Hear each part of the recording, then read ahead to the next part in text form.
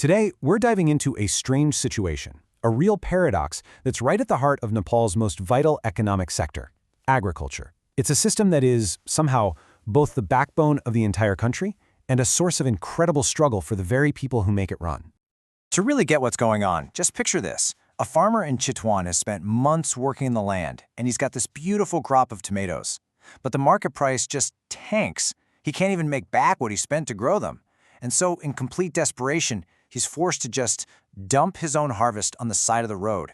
It's a gut-wrenching scene, and believe me, it's not a one-off thing. It's a symptom of a system that's just fundamentally broken. And here's that broken system in hard numbers. While that farmer gets a mere 12 Nepali rupees for a kilogram of his tomatoes, someone shopping in Kathmandu is paying 60 rupees for the exact same thing. That is a 5-fold increase. It just begs the question, right? Where on earth is all that money going?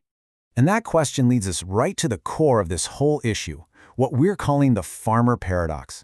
We're looking at a sector that the entire country depends on, but it's putting its most important people, the farmers, under an unbelievable amount of strain. To really appreciate what's at stake here, you have to look at the sheer scale of this. Agriculture isn't just a small part of the economy. It employs over 60% of the entire workforce, and it makes up almost a quarter of the nation's GDP. We're not just talking numbers on a spreadsheet. We're talking about millions of livelihoods and the very foundation of the national economy. So how can a sector this important be so unprofitable for the people actually producing the food? Well, the answer is buried in the supply chain. We need to follow the journey of that produce, step by step, from the farm all the way to the market. And this visual just illustrates the problem perfectly. The path from the farm to your plate isn't a straight line. It's more like a maze, a labyrinth. Before that tomato ever reaches a consumer, it can pass through as many as 7 different middlemen. And at every single step, someone is adding their own markup, taking their own cut, and slowly chipping away at the farmer's share. So here's the bottom line, the financial result of that maze. On average, for fresh vegetables, the farmer, the person who actually grew the food, gets less than 43% of the final price you pay. The majority of the money, over 57%, is captured by that long chain of intermediaries. So you have to ask, why does a system this inefficient keep going? Well, it's really a perfect storm of problems. You have tiny farms scattered all over this incredibly difficult mountainous terrain. You have a serious lack of basic stuff like paved roads and almost no cold storage facilities. All this means farmers have to sell their produce immediately, which gives them basically zero bargaining power. And if that wasn't bad enough, it gets worse. Farmers are caught in what you could call a double trap.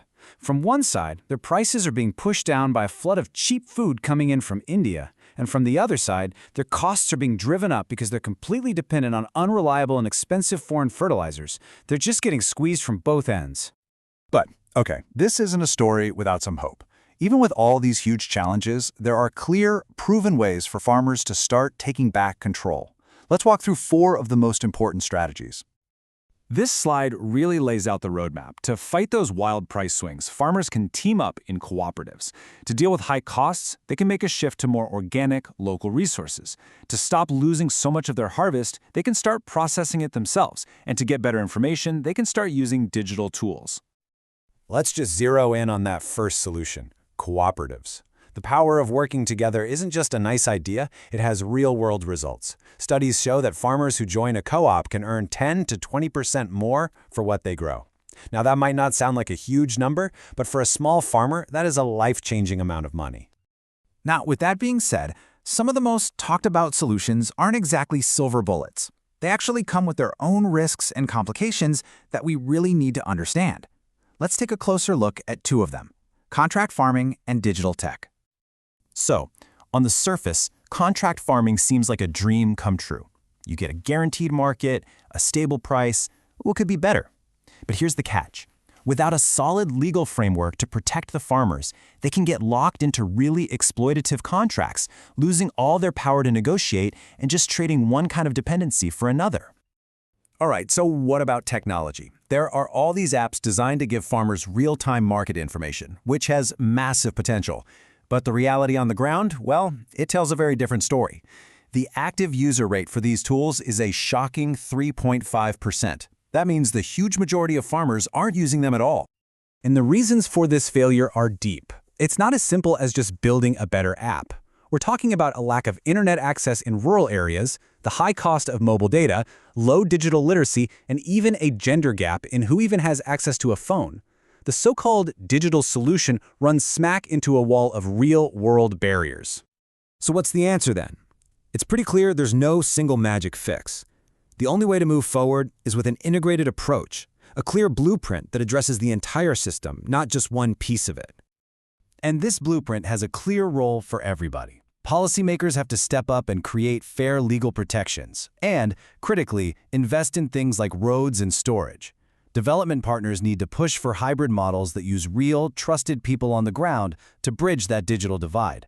And farmers themselves need to keep organizing and adopt techniques to add value right there on the farm. And all of this brings us to the final, crucial question. The potential is absolutely there. The solutions are known. The real challenge is about execution and political will. Can Nepal's leaders, partners, and farmers all work together to finally turn the system of vulnerability into one of strength and real prosperity? The future of the nation's food security really depends on the answer.